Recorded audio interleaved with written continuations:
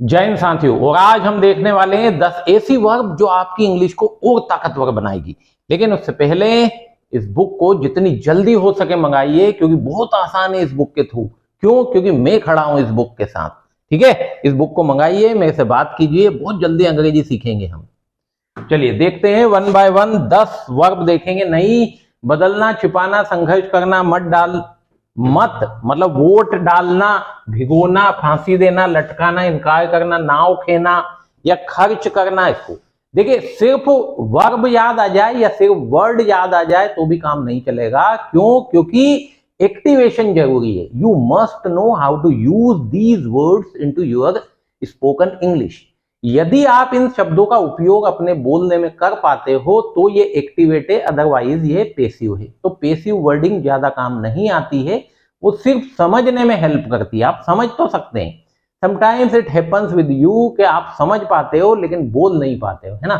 बहुत आसान है, मेरे साथ दोहराइए, इन्हें बार बार बोलेंगे तो आपको याद हो जाएगी। चलिए वन बाय वन हम इनके 3 रूप भी देखेंगे, साथ में इनके एक्टिवेशन के लिए हिंदी इंग्लिश सेंटेंस भी देखेंगे। लेकिन ये बुक यदि मंगवा लेते हैं बहुत आसानी से आप घर बैठे सीख सकते हैं। चलिए देखें, उसे अपने फांसी देने के लिए हैंग वर्ड का यूज किया जाता है। हैंग, हैंग्ड, हैंग्ड, तीनों फॉर्म याद रखिएगा। फांसी देना है तो हैंग्ड और हैंग्ड है। उसे अपने अपराधों के लिए फांसी दी गई थी। He was hanged for his crime. अब ये पेसिव सेंटेंस है। यदि ये सेंटेंस आपको फॉर्मेशन समझ में नहीं आते हैं तो प्ले लिस्ट में जाएं, वहां 47 बेसिक स्ट्रक्चर की लिस्ट दी हुई है, उसको वन बाय वन देखें। कोई भी डाउट आए मुझे कॉल करें, है ना, simple. He was hanged for his crimes, उसके अपराधों के लिए उसे फांसी दी गई थी। उसे दोषी पाया गया और फांसी दी गई। He was found guilty and hanged. He was found guilty and hanged.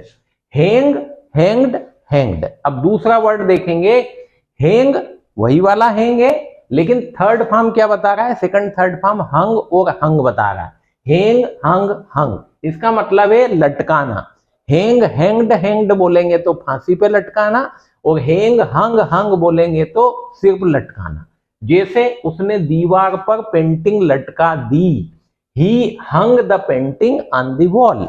He hung the painting on the wall। अब ये 10 नंबर का स्ट्रक्चर है, वो 13 नंबर का स्ट्रक्चर पेसिव था। हमने पेड़ों से पेपर लालटेन लटका दिए। पेपर लालटेन लटका दिए मतलब वही 10 नंबर। We hung paper lanterns from the trees. We hung paper lanterns from the trees. Lanterns मतलब लालटेन। यहां अपने कपड़े न लटकाएं। बोलते यार यहां मत टांगो यार तुम्हारे कपड़े। Don't hang your clothes here. Don't hang your clothes here. ये 45 नंबर का स्ट्रक्चर है। तीसरी वर्ब देखें, फॉरबिड, इनकार करना। कोई बात किसी को मना कर रहे हैं कि ये ना करो आप, तो इसमें इनकार ऑटोमेटिक शामिल है, मतलब ना बोलने की जरूरत नहीं पड़ेगी। फॉरबिड बोला मतलब ही ना बोला, तो forbid, forbid, forbidden, forbid, forbid, forbidden. मैंने आपको जाने के लिए मना किया था। ऐसा बोलते हैं ना, मैंने मना किया था आपको जाने के लिए। I forbid you to go. I forbid you to go. उसे उसके माता पिता ने उससे शादी करने के लिए मना किया था। She was forbidden, passive sentence है। शी वॉज फॉरबिडन, उसे मना किया गया था। By her parents, she was forbidden by her parents to marry him, to marry him.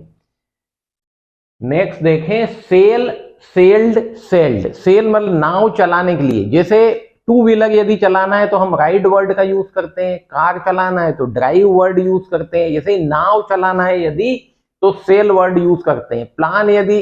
Plane यदि उड़ाना है तो आप फ्लाई यूज करते हो, है ना। तो सेल, सेल्ड, सेल्ड। हम द्वीप पर रवाना हुए। रवाना हुए मतलब द्वीप के लिए हम निकल गए, तो we sailed to the island. Island पढ़िएगा इसे, ये आइसलैंड नहीं है, एस इसमें साइलेंट है। आइसलैंड होता है ICELND, मतलब वो बर्फ वाला जो होता है उसको बोलते हैं आइसलैंड। ये आइलैंड है, तो we sailed to the island. वह विशेषज्ञता के साथ नाव को चलाता है। He sails the boat with expertise. He sails मतलब वो चलाता है। He sails the boat with expertise, expertise के साथ चलाता है ना।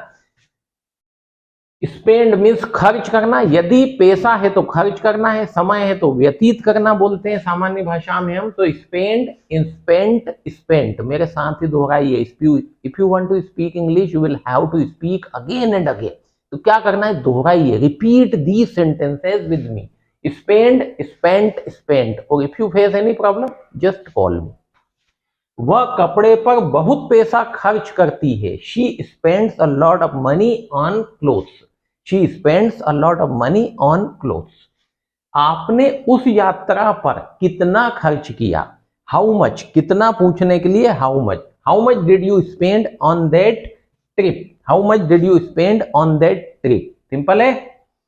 रिप्लेस, रिप्लेस मतलब बदलना। अब देखिए, एक तो वर्ड होता है चेंज, चेंज मतलब भी बदलना होता है, अडॉप्ट मतलब भी बदलना होता है, लेकिन रिप्लेस का मतलब होता है एक चीज के स्थान पर दूसरी चीज को लाना। जैसे यदि आप कोई सी भी किताब इंग्लिश की पढ़ रहे हैं तो replace that book with this book.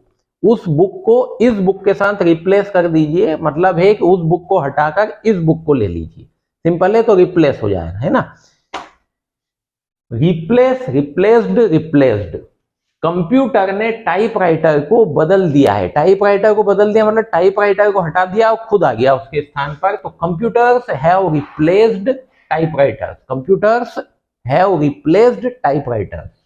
मुझे उस टूटी हुई खिड़की को बदलने की जरूरत है। मुझे जरूरत है। I need to replace that broken window. I need to replace that broken window. Simple. Hide, hid, hidden. Hide मतलब छुपाना, तो हाइड, हिड सेकंड फॉर्म ध्यान रखिएगा, हिड, हिडन। उसने अपना गुस्सा दबा लिया, मतलब दबा लिया या छुपा लिया। ही हिड हिज एंगर। ही हिड हिज एंगर मतलब अपना कंट्रोल कर लेते हैं, गुस्सा नहीं करते हैं, उसको बोलते हैं ही हिड हिज एंगर। वह भागकर एक पेड़ के पीछे छिप गई। भागकर पेड़ के पीछे छिप गई। She ran off and hid behind a tree. She ran off and hid behind a tree. Behind मतलब पीछे। उसने बिस्तर के नीचे पैसे छिपाए। He hid the money under the bed. He hid the money under the bed. Simple. Struggle, संघर्ष करना, सेकंड थर्ड फॉर्म स्ट्रगल्ड हो जाएगी, ईडी लगा देंगे। Struggle, struggled, struggle. वह गणित की समस्या से जूझ रही थी। शी वाज, जूझ रही थी तो शी वाज स्ट्रगलिंग होना चाहिए, जूझ ही हो जाएगा ये। She struggled with the math problem, है ना। पास्ट कंटिन्यू आना चाहिए 16 नंबर का जो स्ट्रक्चर है। तो she was struggling with the math problem. दोनों टीमों ने चैंपियनशिप के लिए संघर्ष किया। The two teams struggled for the championship. The two teams struggled for the championship. Vote, मत डालना। वोट की पावर होती है, आप जानते ही हो, हम चुनाव में वोट डालते हैं। तो वोट वर्ड को ही वर्ब के रूप में भी यूज किया जाता है। Voted, voted, vote, voted, voted मतलब मत डालना। मत मतलब यहाँ नेगेटिव वर्ड नहीं है। मत का मतलब है हम जो अपना अधिकार यूज करते हैं उसको मत कहलाता है ना। तो उन्होंने सभी को राष्ट्रपति चुनाव में मतदान करने के लिए प्रोत्साहित किया। They encouraged, encourage मतलब प्रोत्साहित करना। They encouraged everyone to vote in the presidential election. They encouraged everyone to vote in the presidential election. वह हमेशा वोट करती है। She always votes. She always votes. We must vote. हमें एक अच्छी सरकार चुनने के लिए वोट डालना ही चाहिए। We must vote we must vote to get a good government. Soak, भिगोना। Soak, soaked, soaked, soak, soaked, soaked किसी, जैसे पानी में अपन कपड़े भिगोते हैं। बारिश ने मेरे कपड़े भिगो दिए। The rain soaked my clothes. The rain soaked my clothes. Beans को रात भर पानी में भिगोए। Soak the beans in water overnight. Soak the beans in water overnight. Overnight मतलब रात भर के लिए इसको पानी में भिगोएं। चलिए, ये 10 वर्ब हमने देखी। आई होप कि आपको अच्छी लगी होगी। यदि वीडियो ठीक लगा हो तो लाइक करें, चैनल सब्सक्राइब नहीं किया हो सब्सक्राइब करें। देखो, दोस्तों के साथ शेयर करो। शेयर करने से क्या होगा, वो भी कुछ बोलेगा, आप कुछ बोलोगे तो बोलने से बोलने की ताकत बढ़ेगी, है ना। भाई कोई भी डाउट आए ये मैं नंबर दे के रखता हूँ, आप मुझे कॉल कर सकते हैं। सिंपल, इस बुक को जितनी जल्दी हो सके मंगाइए, बहुत आसान है अंग्रेजी सीखना इसके साथ, क्योंकि मैं खड़ा हूँ इसके साथ। Thank you.